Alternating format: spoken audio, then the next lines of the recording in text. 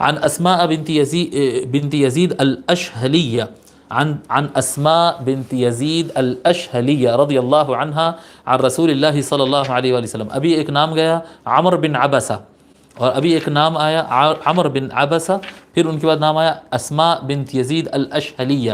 یہ نام ہی ہم لوگ لکھ چکے ہیں.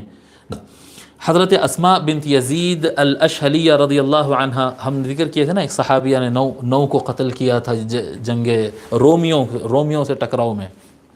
آپ ہے اسماء بنت یزید الاشہلیہ رضی اللہ عنہ، روایت کرتی ہیں کہ رسول اللہ صلی اللہ علیہ وآلہ وسلم نے فرمایا یحشر الناس فی، ایک ہی میدان میں حشر کیے جائیں گے، کھڑے کر دیے جائیں گے قیامت کے دن، ایک ہی میدان میں سارے انسانوں کو کھڑا کر دیا جائے گا.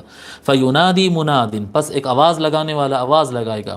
فیقول این الذین کانت تتجافى جنوبهم عن المضاجع، پس وہ آواز لگانے والا آواز لگا کر کہے گا، اور کہے گا کہاں ہیں وہ لوگ جن کے پہلو بستر سے دور ہوا کرتے تھے، بستر پر ٹکتے نہیں تھے، سوتے نہیں، یعنی اٹھ کر عبادتوں میں لگ جاتے تھے.